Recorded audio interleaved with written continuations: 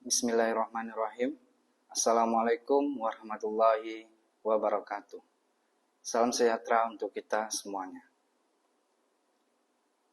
Perkenalkan, nama saya Mariantonis, SKM MKM dengan NIDN 1002119401.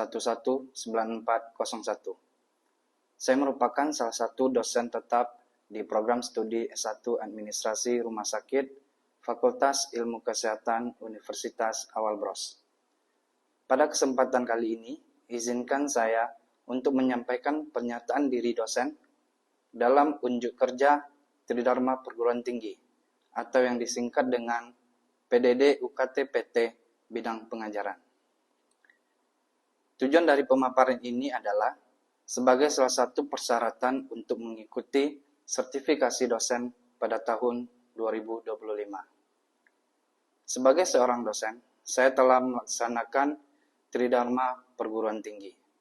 Salah satunya yaitu di bidang pengajaran. Pada hari ini, saya akan menjelaskan teknik pengajaran saya dengan menggunakan metode DIE, yaitu Delivery, Interaction, dan Assessment pada salah satu mata kuliah yang saya ampuh. Saya akan menjelaskan metode DIE. Yang pertama itu delivery. Bagaimana saya menyampaikan materi yang saya sampaikan agar dapat diterima oleh mahasiswa dengan baik. Pada saat perkuliahan, saya menggunakan metode ceramah interaktif, kemudian diskusi, serta tanya jawab kepada mahasiswa. Selain pembelajaran teori, ada juga pembelajaran praktik pada mata kuliah yang saya laksanakan, yaitu membuat suatu perencanaan rumah sakit ataupun kerangka dari studi kelayakan dan kerangka dari master plan rumah sakit. Di sini implementasi yang dilakukan, mahasiswa diminta untuk mencari literatur-literatur terkait studi kelayakan yang ada di rumah sakit, serta menganalisis dan melakukan penyusunan studi kelayakan berdasarkan langkah-langkah studi kelayakan suatu rumah sakit yang sudah dipelajari di kelas. Kemudian, tugas tersebut akan dikumpulkan dalam bentuk laporan perencanaan suatu rumah sakit. Metode yang kedua yaitu interaction. Bagaimana saya berinteraksi dengan mahasiswa selama dalam proses pembelajaran di kelas. Ada interaksi antara saya dan mahasiswa terkait materi yang saya berikan sehingga mendorong mahasiswa untuk berpartisipasi aktif untuk mengemukakan pendapat terkait materi yang saya sampaikan agar capaian pembelajaran dapat tercapai.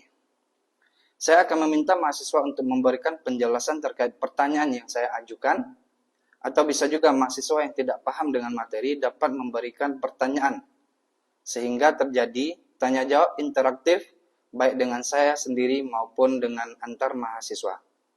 Hal ini dilakukan guna melihat sejauh mana pemahaman mahasiswa terhadap materi yang saya berikan. Metode yang ketiga yaitu assessment, yaitu aspek evaluasi yang saya menilai mahasiswa berdasarkan komponen evaluasi dan penilaian yang sudah disepakati pada kontrak perkuliahan. Jadi, mahasiswa sudah mengetahui komponen evaluasi akhir apa pada perkuliahan sistem perencanaan rumah sakit. Adapun komponen tersebut yaitu dengan bobot kuis 15%, tugas 25%, ujian tulis ataupun UTS itu 30%, dan UAS 30%. Untuk nilai akhir dapat dilihat di akun Smart Universitas Awal-Bros oleh masing-masing mahasiswa secara transparansi.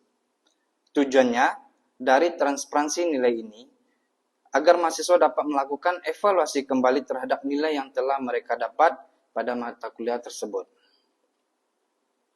Dan jika mahasiswa tersebut mengalami nilai yang cukup rendah, mahasiswa dapat diberikan waktu untuk remedial.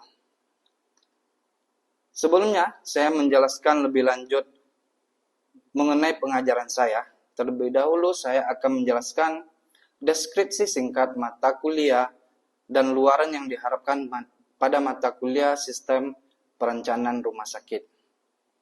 Mata kuliah Sistem Perencanaan Rumah Sakit ini terdapat beban SKS yaitu sebesar 3 SKS. Mata kuliah ini merupakan mata kuliah wajib di program studi S1 Administrasi Rumah Sakit Universitas Awal Bros. Mata kuliah ini diampu oleh saya sendiri. Selanjutnya deskripsi dari mata kuliah ini. Mata kuliah ini membahas prinsip, pendekatan, dan proses perencanaan rumah sakit secara sistematis dan terpadu.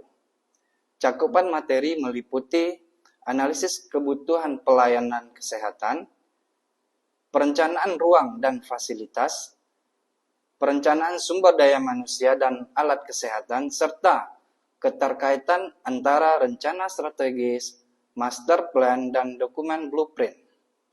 Mahasiswa juga dibekali kemampuan dalam menggunakan data dan sistem informasi sebagai dasar pengambilan keputusan dalam perencanaan rumah sakit yang berorientasi pada kebutuhan masyarakat, efisiensi, dan operasional di rumah sakit. Selanjutnya yaitu capaian pembelajaran pada mata kuliah ini, yaitu sebagai berikut. Yang pertama, menjelaskan konsep dasar dan prinsip-prinsip perencanaan rumah sakit secara komprehensif. Yang kedua, menganalisis kebutuhan layanan kesehatan sebagai dasar perencanaan rumah sakit.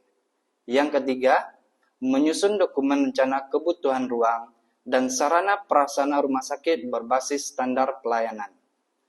Yang keempat, menjelaskan keterkaitan antara rencana strategis, master plan, dan blueprint pembangunan rumah sakit. Yang kelima, menggunakan data dan informasi dalam proses perencanaan berbasis sistem informasi manajemen rumah sakit. Selanjutnya yang keenam, menyusun simulasi perencanaan pembangunan rumah sakit berdasarkan studi kelayakan dan kebijakan teknis. Adapun materi yang akan kita bahas pada mata kuliah Sistem Perencanaan Rumah Sakit ini yaitu yang pertama ruang lingkup perencanaan rumah sakitnya, kemudian prinsip perencanaan rumah sakit, izin mendirikan dan izin operasional rumah sakit, kemudian studi kelayakan rumah sakit, kemudian perencanaan fisik, peralatan penunjang lain serta operasionalnya, kemudian kita akan mengkaji instalasi pemeliharaan sarana prasarana yang ada di rumah sakit, kemudian master plan rumah sakit, manajemen strategi rumah sakit, dan analisis situasi, mengidentifikasi masalah, dan mengkaji hambatan dan kelemahan dari program-programnya.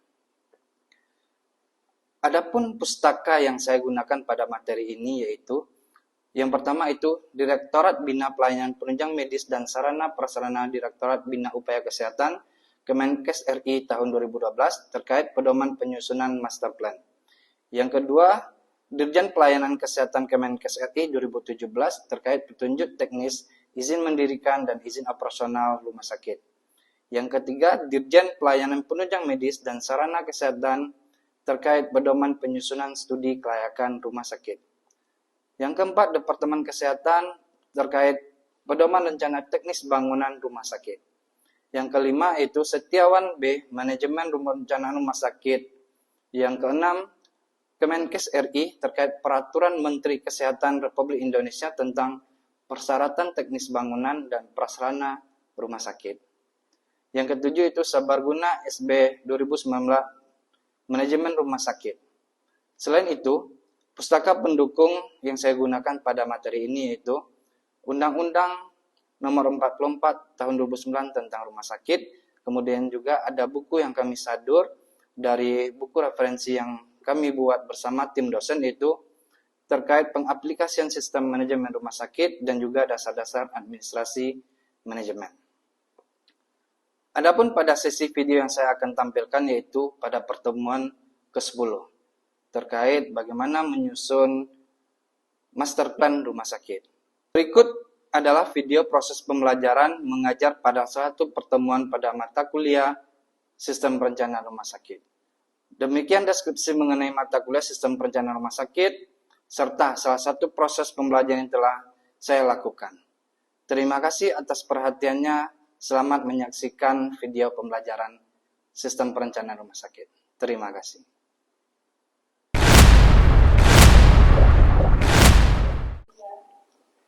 Bismillahirrahmanirrahim. Assalamualaikum warahmatullahi wabarakatuh.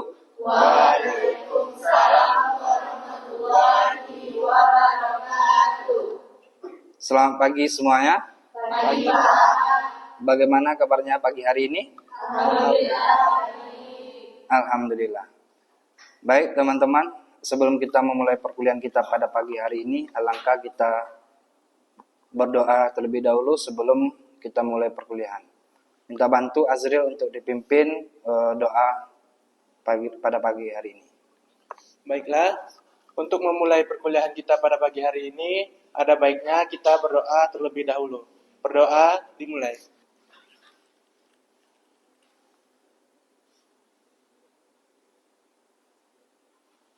Berdoa selesai. Oke, terima kasih Azril. Semoga kegiatan kita pada pagi hari ini diberkahi oleh Allah Subhanahu wa taala. Amin ya rabbal alamin. Baik teman-teman semuanya, sebelum kita masuk materi pada pagi hari ini terkait penyusunan, bagaimana langkah-langkah penyusunan master plan, saya akan mereview dulu pertemuan kita sebelumnya. Pertemuan kita sebelumnya terkait apa? Izin mendirikan rumah sakit dan izin operasional. Izin mendirikan dan izin operasional rumah sakit. Saya akan bertanya terlebih dahulu, silakan nanti angkat tangan bagi teman-teman yang bisa menjawab terkait izin pendirian dan izin operasional ini. Yang pertama, siapa sih yang memberikan izin pendirian dan izin operasional rumah sakit kelas A? Oke, Yuli, ya silakan Yuli. Siapa yang memberikan izin pendirian dan izin operasional rumah sakit kelas A? Yang mendirikan rumah sakit kelas A itu Menteri Kesehatan, Direktorat Jenderal. Menteri mendelegasikan kewenangan penerbitan izin mendirikan dan izin operasional rumah sakit kelas A dan rumah sakit penanaman modal asing yang menjadi kewenangan pemerintah kepada Badan Koordinasi di lingkungan Kementerian Kesehatan yang tugas tanggung jawabnya di bidang pembinaan rumah sakitan. Oke, kasih tepuk tangan untuk Yuli. Oke, jadi itu ya, rumah sakit kelas A dari kementerian langsung yang memberikan izin untuk pendirian dan izin operasional rumah sakitnya. Ya, selanjutnya, siapa sih yang memberikan izin operasional dan izin mendirikan rumah sakit kelas B? Angkat tangan. Oke, Anissa ya? Iya, Pak. Ya, silakan Anissa. Rumah sakit kelas B, siapa yang memberikan Kelas izin? B yang mendirikan itu pemerintah provinsi atau gubernur, Pak.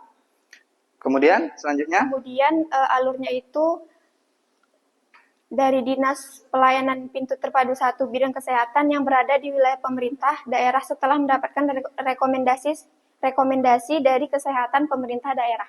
Oke, kasih tepuk tangan untuk Anissa. Ya. Jadi rumah sakit kelas B itu memberikan pemerintah provinsi ya, sama yang alurnya tadi bidang pelayanan kesehatan satu pintu rumah sakit, kemudian nanti baru diterbitkan izin operasional dan izin mendirikan rumah sakitnya. Oke. Nah, pertanyaan terakhir terkait evaluasi kita materi sebelumnya. Ada dua lagi. Siapa sih yang mendirikan izin operasional rumah sakit kelas C dan D? Oke, silakan siapa? Azira ya? Azira. Ya, Azira silakan. Yang mendirikan rumah sakit kelas C dan D itu pemerintah kabupaten kota atau bupati. Mendelegasikan penerbitan izin mendirikan dan izin operasionalnya rumah sakit kelas C dan D ini yang menjadi kewenangan pemerintah daerah kabupaten atau kota kepada Badan Dinas Pelayanan Terpadu Satu Pintu Bidang Kesehatan yang berada di wilayah pemerintah daerah kabupaten atau kota setelah mendapatkan rekomendasi dari kesehatan pada pemerintah daerah atau kabupaten kota. Oke, kasih tepuk tangan untuk Zira. Jadi teman-teman, rumah sakit kelas A izin pendiriannya itu dari Kementerian Kesehatan Pusat, kemudian rumah sakit kelas B itu pemerintah provinsi, rumah sakit kelas C dan D itu kabupaten kota. Oke, baik teman-teman, review kita pada pertemuan sebelumnya saya rasa cukup. Semoga dapat dipahami oleh teman-teman. Hari ini kita lanjut ke materi kita, yaitu terkait penyusunan rencana induk master plan rumah sakit. Sebelum kita mulai masuk ke materi master plan, apa sih master plan itu? Pernah dengar nggak master plan? Pernah? Apa? Arti lain dari master plan ini apa? Rencana induk ya. Nah, kalau di rumah sakit rencana induk ini rencana jangka panjang. Oke. Nanti ada renstra, ada yang jangka menengah, ada yang jangka pendek. Nah, jadi nanti kita akan membahas bagaimana sih penyusunan dari rencana induk master plan rumah sakit ini. Nah, capaian mata kuliah pada pembahasan pagi hari ini itu terkait bagaimana mahasiswa memahami penyusun dari studi master plan, yaitu capaian mata kuliah itu menjelaskan keterkaitan antara rencana strategis, kemudian master plan dan blueprint pembangunan rumah sakit, di mana tadi syarat-syarat untuk mendirikan dan operasional rumah sakit itu adanya juga detail engineering design ya, itu blueprint gambaran bangunan rumah sakit. Nah, selanjutnya sub dari CPMK yang kita masuk pada pagi hari ini itu mahasiswa mampu memahami penyusunan master plan yang ada di rumah sakit. Oke. Nah, sebelum kita masuk apa sih master plan itu atau rencana induk tadi? Nah, di sini sebelum kita memulai rencana membangun atau mengembangkan suatu rumah sakit itu dilakukan setelah mengetahui jenis layanan yang akan kita berikan serta kapasitas tempat tidurnya. Yang akan dilakukan disediakan untuk masyarakat sesuai dengan hasil kajian studi kelayakan. Jadi, teman-teman sebelum menyusun master plan ataupun rencana induknya, teman-teman harus mengetahui dulu, atau rumah sakit harus mengetahui dulu sebelum membuat suatu perencanaan ataupun membuat master plan rencana induk ini. Kita harus menentukan dulu jenis layanan yang akan kita berikan itu jenis layanan seperti apa. Rumah sakitnya rumah sakit kelas apa, jumlah tempat tidur kapasitasnya berapa. Itu dibuat di dalam bentuk studi kelayakan. Nah, jadi salah satu persyaratan tadi apa? Salah satu persyaratan untuk mendirikan tadi apa? Wawa? Adanya master plan. Satu lagi ada studi kelayakan untuk rumah sakit. Nah, di studi kelayakan inilah nanti adanya kapasitas tempat tidur, kemudian jenis layanannya, sumber dayanya, luas tanahnya, detail engineeringnya itu seperti apa bangunan tersebut. Nah, rencana induk ataupun master plan merupakan salah satu tahapan dari beberapa tahapan tadi ya. Ada berapa tahapan tadi? Untuk persyaratannya ada berapa? 12. Nah, ada berapa tahapan dalam rencana induk pun penyusunan master plan itu ada beberapa tahapan. Ada berapa tahapan? Dimulai dari tahap awal pekerjaan, perencanaan dan perizinan yang disusun dengan berdasarkan hasil studi analisis terhadap potensi-potensi, kemudian kebijakan, kemudian batasan yang ada sehingga dapat dihasilkan suatu rencana induk ataupun master plan rumah sakit. Nah, di sini nanti untuk mengkaji master plan kita akan mengkaji juga analisa SWOT-nya. Analisa SWOT apa? Ada yang pernah dengar ya? Nah, analisa SWOT itu S-nya apa? Strength. Nah, W-nya apa? Weakness. Oke. SW, O-nya apa? Opportunity. Kemudian T. Nah, jadi dengan mengkaji analisa SWOT itu kita melihat strength, kekuatan. Apa sih kekuatan dari rumah sakit kita? Kemudian apa sih opportunity? Opportunity apa? Peluang. W apa? Weakness ya. W dulu ya.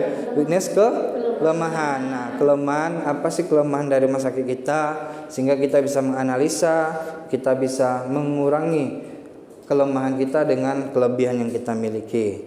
Nah, itu salah satu tahap awal yang harus dilakukan. Oke.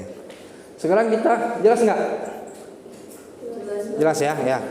Proses penyusunan master plan. Nah, ini adalah alur proses penyusunan dari master plan itu sendiri. Yang pertama adanya persiapan. Apa sih persiapan? Nah, dari persiapan ini ada beberapa. Pertama kita mengkompilasi data. Kompilasi data itu pengumpulan data primer dan data sekunder. Nah, bagaimana sih pengumpulan data-data ini? Pengumpulan data primer, teman-teman bisa lihat di depan, itu kita melakukan observasi lapangan, kondisi dan potensi yang ada. Kemudian pengumpulan data sekunder, bagaimana standarnya, pedomannya, dan ketentuan serta sasaran, serta literatur-literatur yang ada terkait data-data di lingkungan sekitar, kemudian pihak internal, eksternal, bagaimana nanti aturan yang berlaku di pemerintah terkait izin pendirian dan juga operasional rumah sakit, dan apa sih sasaran yang akan kita tuju untuk membuat suatu master plan ini. Nah, selanjutnya setelah kompilasi data, kita melakukan analisa kondisi umum. Nah, kita melihat faktor kecenderungan. Nah, di sini tadi nanti kitanya akan menggunakan analisa SWOT tersebut, SWOT.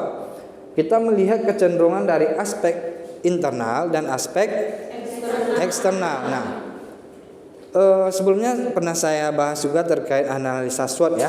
Oke. Nah, sekarang saya mau tanya, siapa sih yang bisa jawab?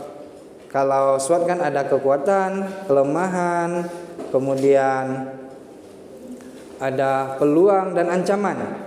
Nah, yang dilihat ini kan ada aspek eksternal dan aspek internal ya.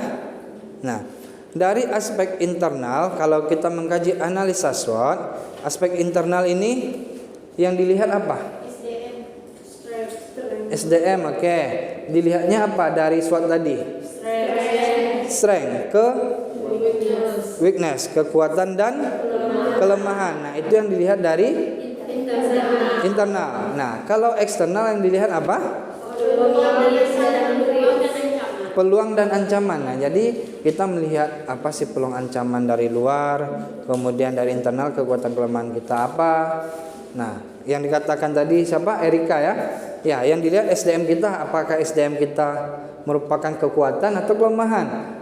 Kemudian teknologi kita, IT kita, ataupun sumber daya yang lainnya. Nah, ini yang dilihat. Ada beberapa aspek eksternal, kajian yang dilihat, dan aspek internal. Aspek eksternal kita berbicara terkait apa sih kebijakan dari pemerintah, keadaan geografinya seperti apa, apakah ini merupakan sebuah peluang ataupun ancaman. Kemudian dari aspek demografinya seperti apa, kemudian sosial, ekonomi, budaya seperti apa di lingkungan kita, kondisi umum yang ada berada di kita rumah sakit kita tersebut. Nah, kemudian derajat kesehatannya seperti apa. Nah, ini yang kita rincikan di dalam master plan ataupun rencana Indo. Nah, setelah itu untuk aspek internalnya, bagaimana sih sarana kesehatan kita? Apakah sebuah kekuatan atau kelemahan bagi rumah sakit? Nah, kemudian pola penyakitnya seperti apa sih yang terjadi di rumah sakit kita? Kemudian teknologi, sumber daya manusia, organisasinya seperti apa?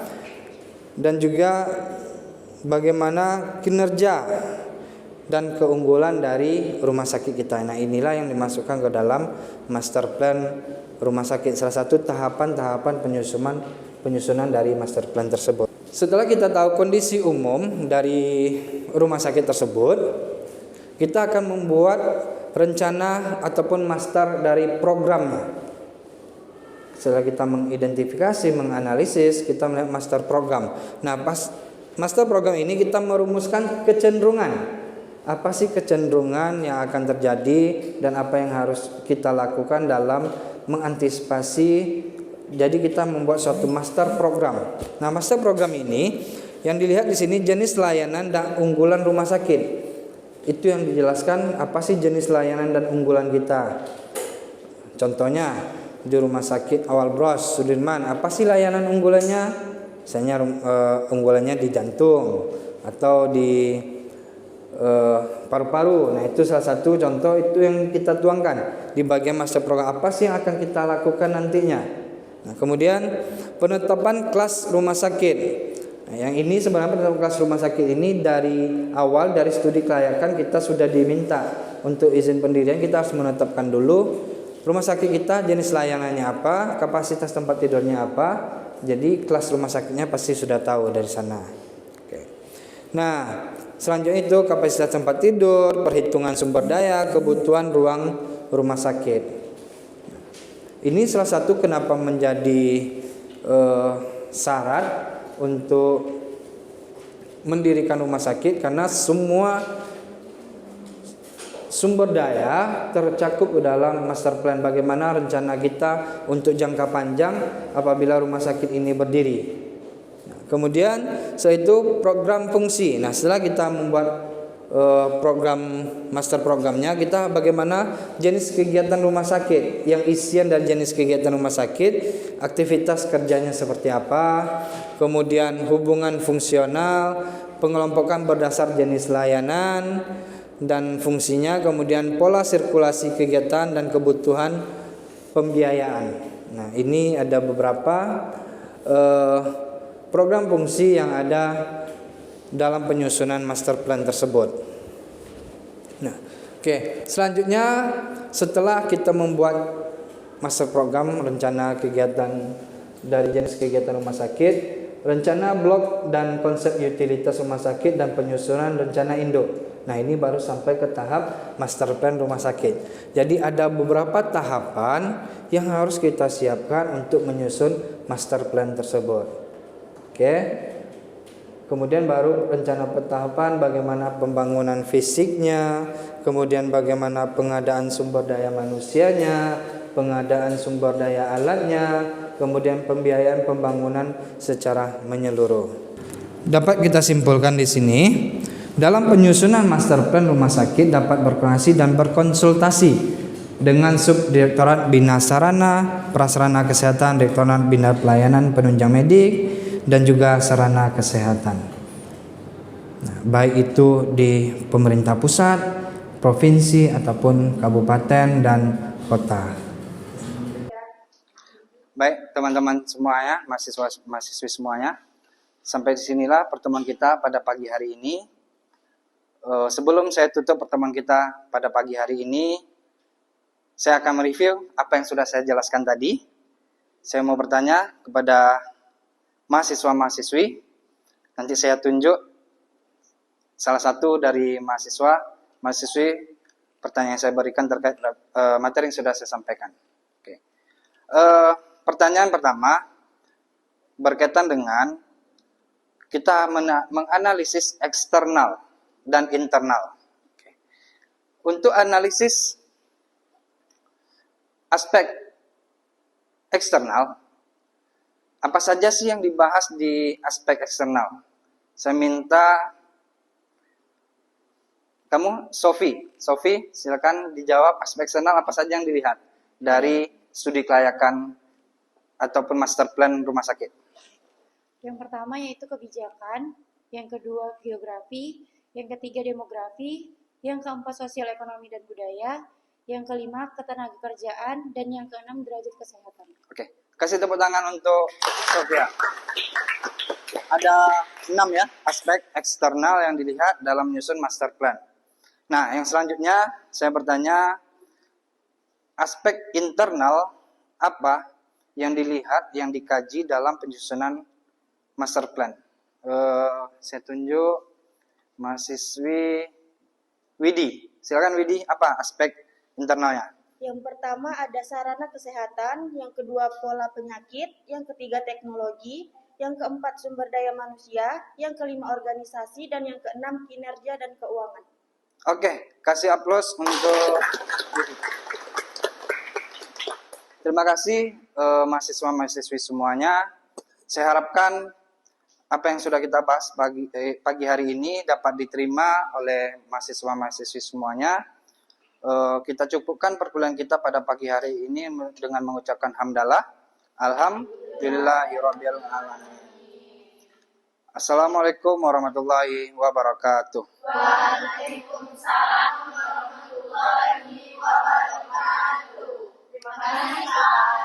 Sama-sama. Selamat berjumpa di pertemuan berikutnya.